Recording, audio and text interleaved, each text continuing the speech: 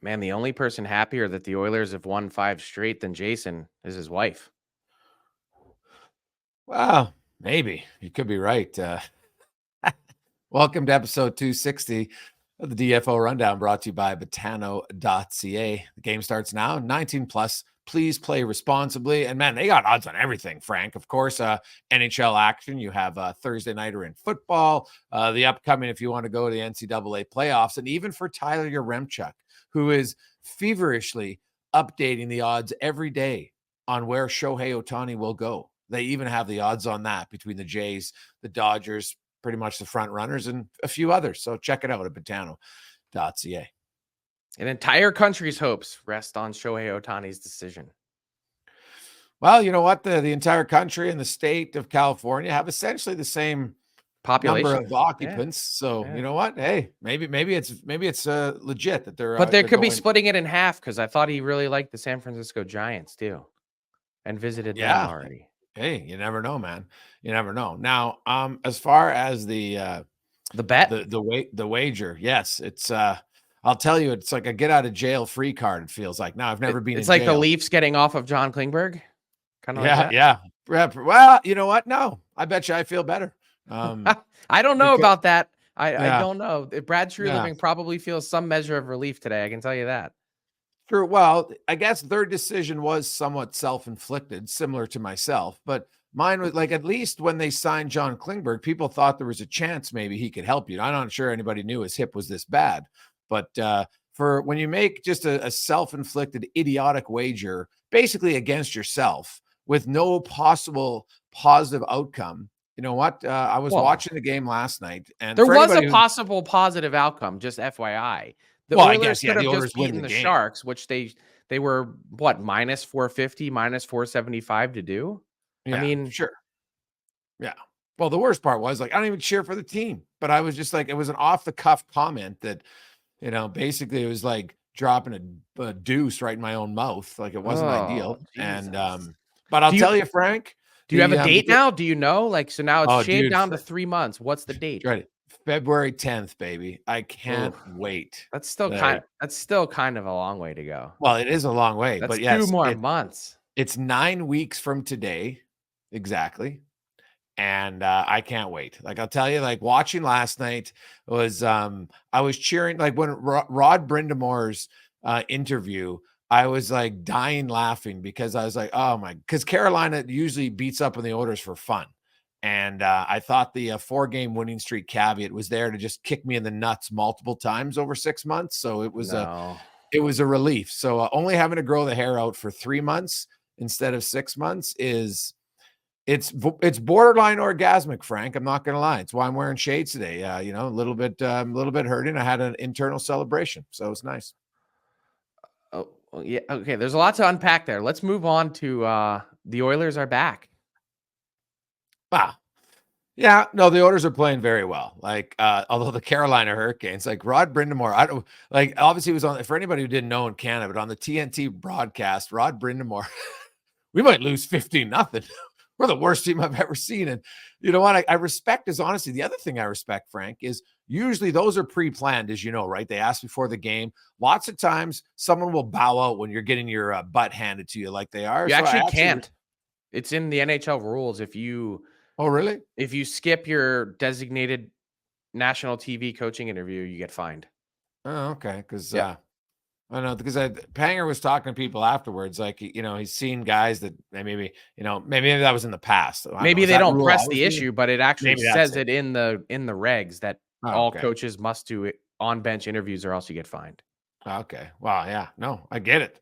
And but maybe they would switch to the other coach, you know what I mean? So who knows? But either way, it you know, I applaud them. The Hurricanes were not very good. Edmonton, the first shift, though, they had their legs after a 5-day break. Twice in 41 seconds. Yeah. That part was the most surprise. I figured they'd wade into the game, that they'd be the better team toward the end, not necessarily blow their doors off in the first couple minutes. And the Canes just can't get a stop, man. Like, their goaltending is their biggest question mark by a country mile. Well, I wrote about it, Frank, on my game notes that I do every game, and I had calculated every team. I removed all the empty net goals just to see it, and Carolina was dead last. And so it got actually worse last game. They came in at 876 for the goaltenders combined save percentage, and now it's worse, right? And their best goalie, Freddie Anderson, now he's only played 6 games. He has the 897. The other two, Ranta and Kochetkov, like they're both. What happened to Kochetkov, man? Oh, do you think they're feeling any differently about this 4-year contract that they signed him to? I know $2 million a year isn't a crazy number, but it's not something you can bury in the minors without penalty. Yeah. Wow. You know, and the other thing, like Rod said the other day, like Freddie Anderson, unfortunately, you know what? They just can't rely on him. He's always hurt at key times. And, you know, the blood clots are extremely serious, and it's not like a groin pull that's chronic or anything like that. It's really unfortunate, anti-Ranta, but I'd make the argument, Frank, that, you know, them rolling back with the same 3 goalies, that injuries have been an issue now for 3 years. It's not like it was a secret that both Ranta and Anderson have struggled to stay healthy. There's a reason they had used Kochetkov so much, and there's a reason they signed him to a 4-year deal. They figured this would be the transition year, you know, between those 2 guys and whatever happens next. Yeah. So, yeah, they got, you know, there's lots of talk about Edmonton needing a goalie, and you know, they definitely got to figure out their backup situation. But Stuart Skinner's found his game. He's got a 943 in this 5-game winning streak, and it helps when your defense is more predictable in front of you. Their penalty kill has been infinitely better. But you know, Stuart Skinner was a good goalie last year, and he had a bad start. And you know, guys will have 8-9 game stretches of bad hockey as a goalie during the course of a year, but when it happens in December and January, it's just never magnified as much, right? Like everything looks infinitely worse when you do it out of the gate, but it doesn't mean it is any less worse. Like it was a terrible start for the goalies. It was a terrible start for the defense. It was a terrible start for the offense, right? Yeah. Like, well, that was the thing. They couldn't outrun their mistakes. And now they've been able to do that by virtue of how much, like, McDavid was unreal before the 5-day break, but now after it, I mean, it's insane. He was very good last night. The third line was maybe their best line. The Hyman goal, the last one, the third one to complete the hat trick. Just it's ridiculous. It was legit video game mode. Yeah, honestly, of all the sequences that McDavid has had that have gone viral, that's my favorite non-goal that he scored, that he's put up. Yeah, no, he is. He is. It's funny though, because he was a little nicked up, nothing crazy, but even the best player in the world had some slight confidence issues early on. And then once he scored in Florida, once he scored on that one-timer, Frank, everything changed for him. And he's I agree with you that confidence was an issue, but in talking to people around the Oilers, they suggested he was not much more than 50% for a stretch of time. Yeah, they said they estimated him to be at 55%. So for those for basically a stretch of 5 games after the injury. Yep. Yeah. That if it wasn't the Heritage Classic, probably wouldn't have come back. And then once he was back, knew the spot the team was in and felt like he had to keep going because let's face it, Connor McDavid at 55% is better than 96% of the rest of the league. Yeah, no, it's very true. So, no, the Oilers and hey, the Oilers have to win because you've got the Arizona Coyotes absolutely on fire. They can't lose, and the Nashville Predators are winning. So all these teams that, you know, we're all struggling now. There's some teams going now. Anaheim, of course, and Seattle have continued to struggle. And you know, you look how many games played Seattle already has. I think they're in trouble. But Calgary, I don't know where they're going, Frank. To be honest, they're still kind of stuck in the muck. But it looks like Nashville, Arizona, and Edmonton are the 3 teams that have at least emerged to battle. What about Minnie? For a wild Minnie too, yes, of course. They've won 4 in a row. They've gotten the coach bump, and now they're 5? They're 5 points out of a playoff spot with 1 game in hand. Yeah, no, I forgot. The Wild are right back in it.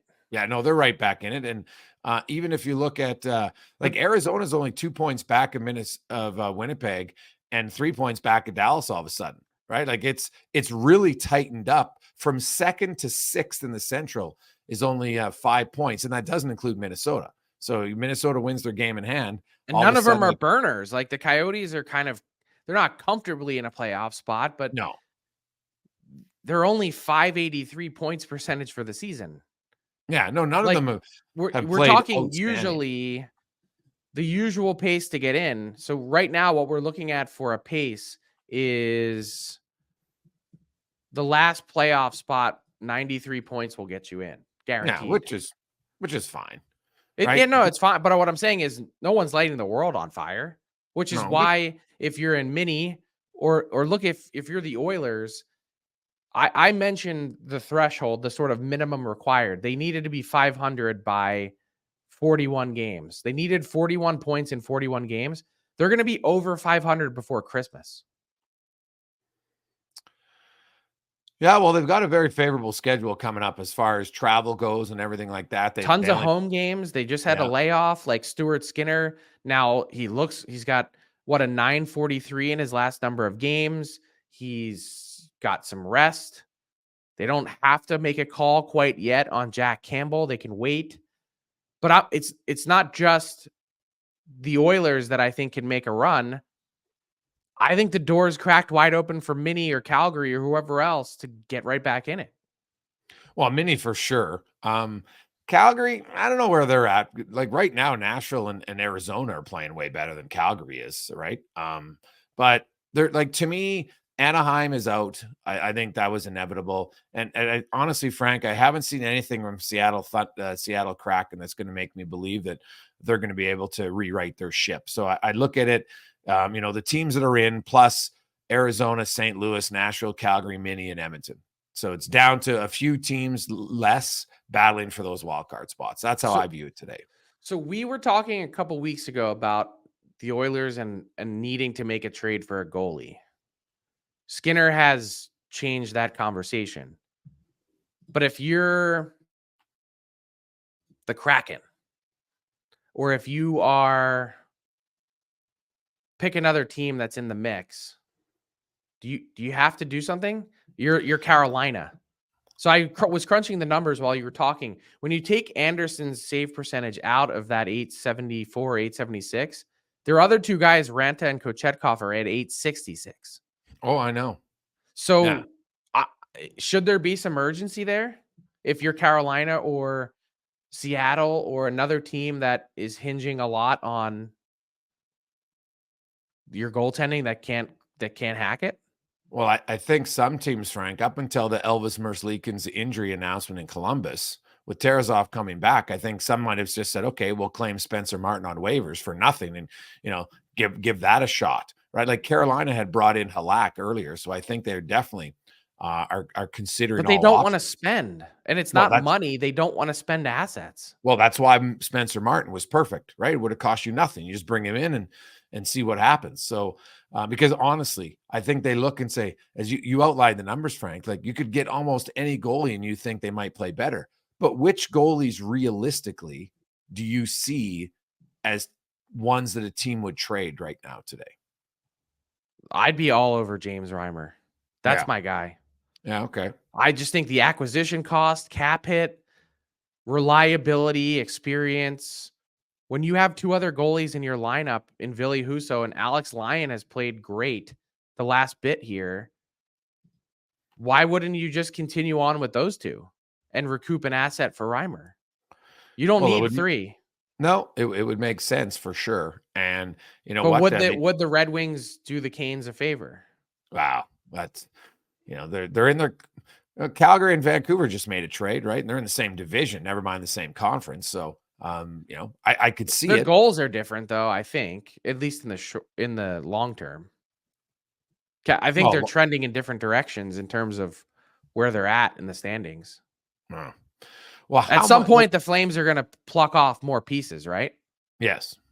I think it's possible for Calgary to do both things at the same time. With how weak assets. Yeah, well, with how weak this wild card race is, to begin to trade away some pending unrestricted free agents and at the same time get useful NHL players back that aren't just picks. Or take those assets and flip them. Yeah, you're talking the Vancouver Bo Horvat strategy, right? So Yeah, I don't. I'm not opposed to it. If I was the Calgary Flames, you know what, you can make deals. We've seen that. Patrick Alvin has shown us this season that trades are possible if you want to go. He's make the only it. one. Yeah, he's made 5 out of the last 8 trades in the NHL. Yeah. That's a crazy stat. Yeah, it is crazy, and they're wheeling and dealing, and good for them. It's why they're in the spot that they're in. Look at it. They've turned over 4 of their 6 defensemen in a 9-month span. Yeah. That's a crazy number for a team that I think they owe almost all their success to that change right there. Speaking of the Canucks, do you see them in the Ethan Bear sweepstakes? Like, does signing Bear make calling any it sense? A sweepstakes? That's probably the wrong word. I'm kidding, but I do think they're in the mix for sure. I think another team that makes a lot of sense is Toronto. I think the Leafs are really in tough right now because I think Toronto, not to compare directly, but what Toronto is facing with the injuries that they have is kind of a lot of what Vancouver was looking at last year and why they didn't make the playoffs. I'm going to keep beating this drum until I'm blue in the face, that if you are dressing repeatedly replacement level fringe NHL defensemen in your lineup and doing it all, like, not just repeatedly, but multiple times a night, you're in big trouble. And it's not to disparage anyone, but like, this is the stone cold fact. Connor Timmins, Simone Benoit, and William Lagesson, and Lagesson's been pretty good. That's not the makings of a contending team if those 3 are 3 of your 6. I think Treliving has to make a move, Frank, and it has to make a move now. Like, I don't care. You looked at, you got Giordano's on IR. Klingberg's now out for the season on LTIR. You got Timothy Liljegren's on LTIR. Like, obviously we all knew. And Liljegren's getting close, but still, yeah, he's not coming in to be a savior. All he's doing is taking one sort of replacement level player out. Exactly. So I get that Toronto's, hey, there's not many trades in November, December. And that is true. There aren't many trades. And they don't really want to spend assets on a rental. But I think allowing this to continue to fester is going to be their undoing, because they don't have a firm grip on a playoff spot. They're back of the teams that are leading their division. And more than that, they're going to continue to run into the same problem night after night, which is there's only so much your goalies can bail you out when that's the way you're playing in your own end. Yeah. They need help. And dude, I don't discount it. But it's not one piece. They need 3. Yeah. You might be able to get by with adding 2, but like, look at what the Canucks did. Hronek, Susie, Cole, and then now they added in Zadorov. Yeah. Those are 4. I don't like, regardless of where you think they slot on the 1 to 6 scale in your lineup, those are 4 legitimate NHL defensemen.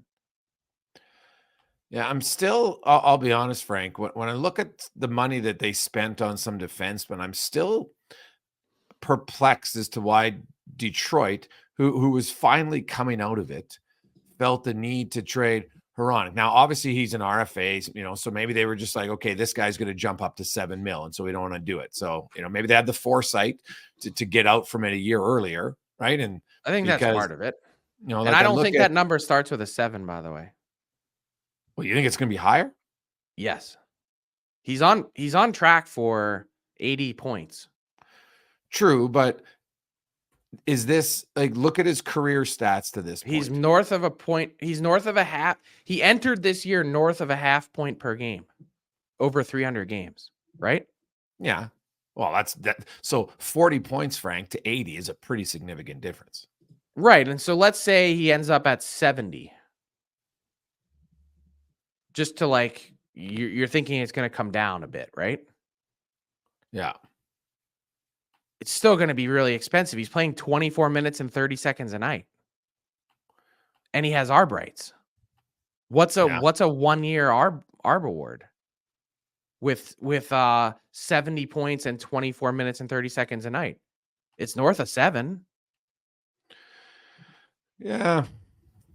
Like that. Yeah. That's all I'm saying. I'm just broadcasting, and it's no news for Canucks fans that it's not going to be cheap. Yeah. Like it. And I don't think that's the only reason why they ended up making the trade. How much could the Canucks use Filip Hronek right now? Or not the Canucks, the Red Wings. Yeah. No, he's been excellent. But I just look at Quinn Hughes makes 7.85 for the next 3 years. And I get the caps going up, but Quinn Hughes is one of the elite. I don't see how they could have him, Hronek, making more when he's had one good year. Right? Like the other years, you're right, Frank. We did the math there. In his previous 150, he had 157 points coming into the season in basically 307 games. So basically a 41-point pace over a full year. Right. I look at that and I'm like, hey, this guy's having an unreal year, but I would be, I'd be hesitant to want to pay him lots. Like that's just me. I'd be leery. Now maybe he's a guy who all of a sudden at 26 is really taking a step, and that happens, but that's going to be the challenge. I think the benefit might be though, because they have Jack Hughes at that number, and Hronek's camp, they might be like, you sign anything higher than that, Frank, like you're just putting the spotlight so directly on you that now maybe but this is the one chance in his career maybe to sign a big ticket. Yeah. Well, go to arbitration, right? And then the worst case scenario, you finally get 1 year, right? You live with it. Who wants that though? No, it's fair. It's bad. That's just all that does. If you're the Canucks, is it spells the end of his run, more or less. Arbitration almost always does that. Yeah, potentially. And if you've got finally, Quinn Hughes has said this publicly, this is the best player that he's played with, and they're making magic happen. Isn't he just worth his weight in gold?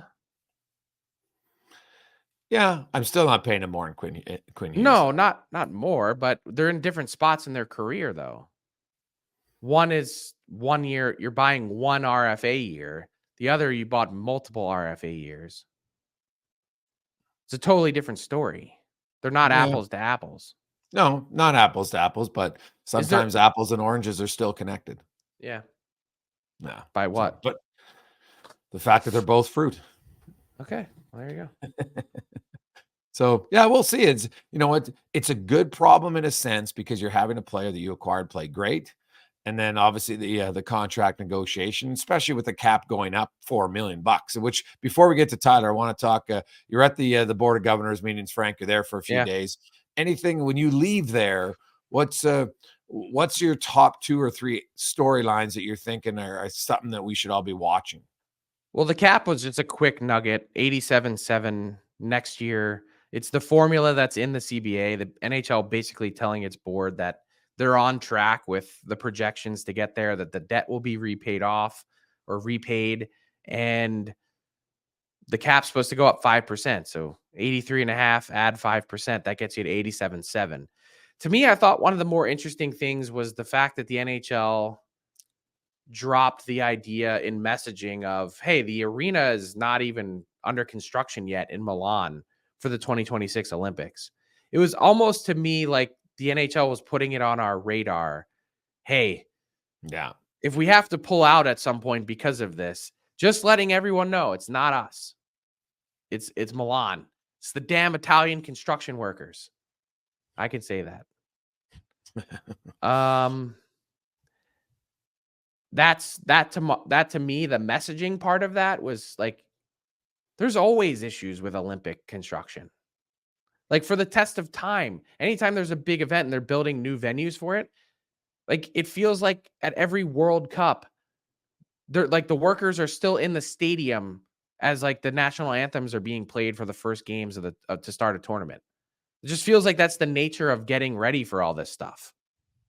But so the NHL put that out there. I thought the Olympics part was interesting. They've kind of finally, I think, are all on the same page with the IIHF and the IOC on travel and accommodations and insurance and all the usual sticking points. They don't have anything left to dig at because those have sort of all been solved. So I guess you need something. And then the other part is there's a strong undercurrent to suggest that the Arizona Coyotes are down to their last breath in the desert. What do you make of the report about the land purchase? Is it meaningful at all? Well, first off, I'm not, at least in speaking to people close to the situation, I'm not entirely sure that it's even going to happen. But let's just take them on good faith that they have a parcel of land that the city of Phoenix owns that they're going to purchase. Last time I checked, government doesn't move swiftly. So not only do you need to purchase the parcel from the city, but then you need to go through the permitting process and the planning process to be even able to build the building that you want. That could take another 12 to 18 months just to get through permitting. The NHL wants to know, I think, from the Coyotes, we need a firm shovels in ground date. No more messing around. No more, hey, do we have a site? Do we not? And I think they're on the clock. I think it's getting late in the process.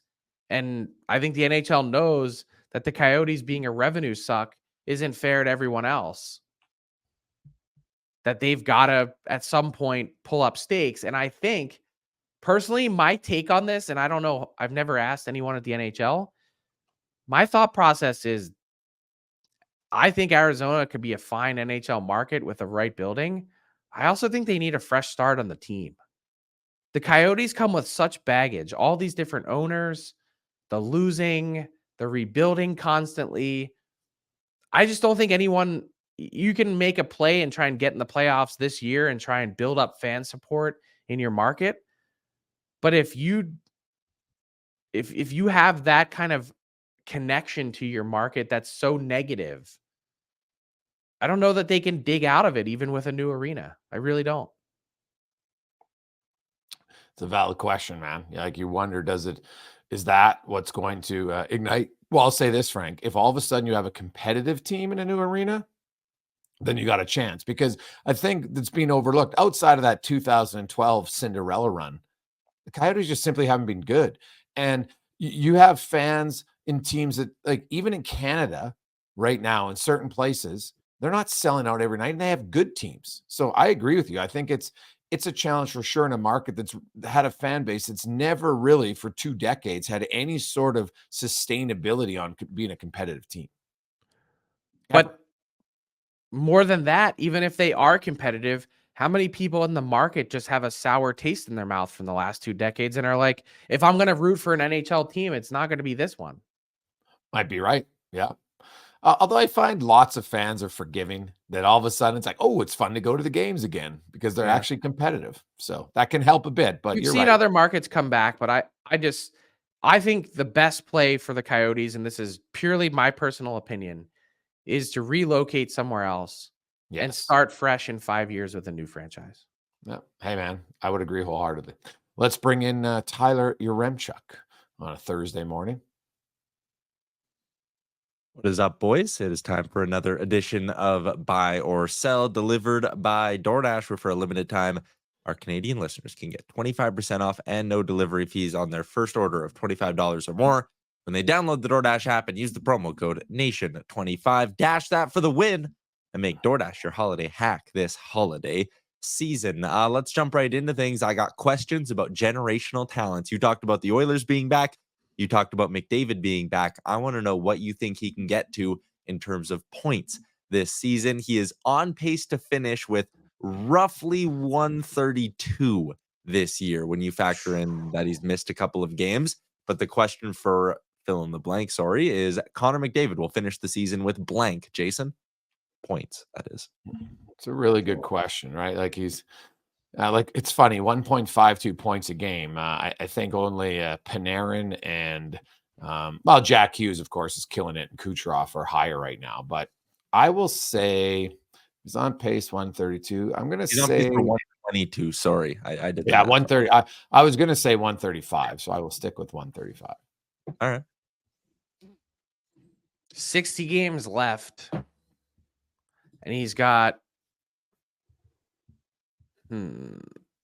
60 games left, and he's got 32 in the bank. 59, just to be accurate. Yeah. Oh, right. I think there's an outside shot he can still get to 150. Basically, he needs to go 2 points a game. Well, considering, Frank, we say 59 games. In the shortened season, he had 105 and 56. So, that would put him at 110 pace, right? Actually, maybe 110 point pace. So you add that to what he already has, and yeah, you're close. I don't think it's crazy. I don't think it's out of the I mean, I think he's closer to 135 than 150, but I think it's north of 140. I think that's a fair range. Yeah. Look at how bad he's been to start. Yeah. Oh, I know. Had he just played the first 15 games at a normal McDavid pace, we'd be talking about 170. Yeah, he's really, McDavid's pretty good. And it's, it's interesting to watch that a guy like that just, kind of gets rolling. He's suddenly up to 2 points a game over last 11. And like 2 points a game in the NHL, man, like it's Wayne Gretzky like numbers. It's really ridiculous. Do you think it'll be enough for him to lead the league? Yes. I'd be very surprised if he's not leading the league at the end. I think the harder question to answer is, from a Hart Trophy perspective, with how poorly the first quarter of the season went, was he 25% better than the next closest guy? It's a hard question to answer. If you're saying he was banged up, then that'll come into the equation. I think for people, well, there's two things at play. There's always emotion involved for voters, and I'm one of the voters. So you try to remove it, but there's going to be some, and some people will look and say, "Oh man," I think a lot of it, Frank, will be, where does Edmonton finish, right or wrongly? And I'm not saying it should be involved in that, but I think that'll play part of it. You look at Jack Hughes's numbers. Like, Jack Hughes misses games, he comes back and he's picked right up where he left off. Like, he's killing it. And so if Jack Hughes keeps killing it, but where are the Devils going to finish? Same with Tampa Bay, right? And Kucherov. And because I think those are the obvious ones. I think the Vancouver guys are going to cancel each other out. And, ultimately, I think Hughes and Makar are going to have a great race for the Norris Trophy, and Demko is going to be in for the Vezina, but I don't think you're going to have one of their forwards in for the Hart. So, outside of Hughes and Kucherov, do you see anybody else who will be a legit contender? Well, I also think McDavid was well more than 25% better than everyone last year. So, is it possible that he still wins the Hart? Yeah, I think it is. No. Pasternak probably is going to get a lot of Pasternak needs more attention. I don't know why we don't talk about him enough. Yeah. What do you think his ceiling is for goals this year? A little bonus fill in the blank. David Pasternak's ceiling is blank, Frank. 65? Yeah. He's got 14 and 24. Yep. That is a 48 goal pace, but he started out with like 14 in his first 16 or 18. I think it was a crazy number. Yeah, no one's getting 60 this year. I'll say 50. You're saying no one gets 60? No. Wow. Somebody's going to have to go on a real heater to get 60. Someone's going to get 60. I hope you're right. I love goals, but I think it's going to be tough. Now, Kucherov is on pace for 53. Right, so I guess he could heat up even more, but Matthews is on pace for 60. Like I know we had Matthews has 22 and 16. He's on pace for 59.7. Oh, okay, yeah, really, and not to be funny, but Zach Hyman is on pace for 58. Okay, wow. Hyman has 15 and 22, which gets you to 56, not 58. Still, nonetheless, quite good. Yeah. Wow. I just think 60 is really hard. And I know we've seen it recently, so it kind of changes our perspective, but I'm going to go. I think the safe play is no on 60. Just to wrap this up a little bit, our friends at Patano have updated Hart Trophy odds, and McDavid's odds are whatever, falling, rising, however you want to say it. He was plus 400 last week when we did fill in the blank. He's now plus 300. Hughes, Kucherov, Pasternak, all between plus 400 and plus 420 in the Hart Trophy race. That is not something I'm allowed to wager on, but that is probably a pretty worthy bet. At 4-1 it was. Yeah, when McDavid was 4-1, I think you could even get him at plus 450 when the Oilers were really in the shits back in early November. All right, from one generational talent to another, Connor Bedard continues to look more and more comfortable in the NHL. Connor Bedard will finish with blank goals this season. He's on pace for 37.5. Jason, I'll let you go first. Man, all the guys around him were getting hurt, but I'm gonna say, you said he's on pace for what? 30 what? 37.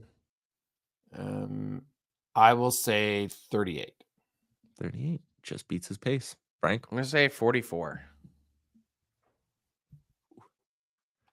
Yeah, it's tough when he doesn't have as much help as they were hoping he'd have, right? For maybe going a little higher than 44 and making things interesting. Not convinced that they won't add something here. Not in a big long-term piece, but just nibbling around to find some more help. Beauvillier trade 2.0. Yeah, something that's not expensive that just provides him a little bit more support. Yeah, that makes sense.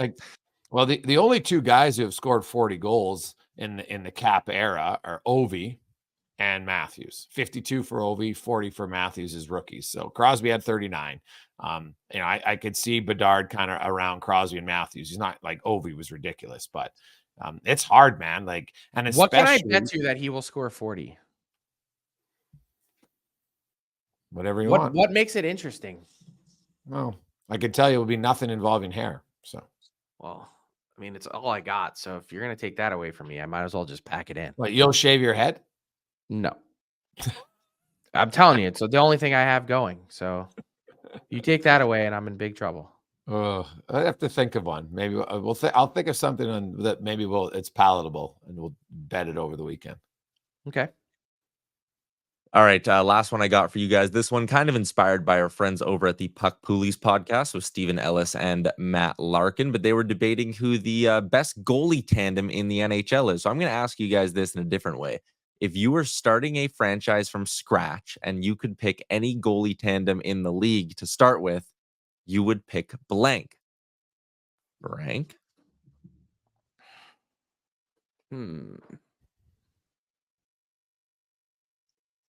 I mean, the natural inclination, are we talking like you're saying start a franchise and keep going, right? Yeah, and keep going. So it's not necessarily about what you do this year. It's about what you do moving forward. Ooh. I'd probably go with... Damn, I want to say the Rangers, and I'm like, does Jonathan Quick die at some point? What happens here? How does this work? I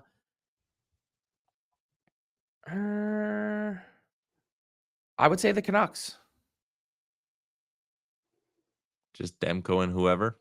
Demko and DeSmith. Yeah, DeSmith's been great. DeSmith's been great. Like, again, 5 of the 8 trades, 5 of the last 8 trades. Hey, you got a great backup goalie in the meantime. And moved out of contract in that trade. Like that, I'd say the Canucks. Okay. I think about the Islanders too.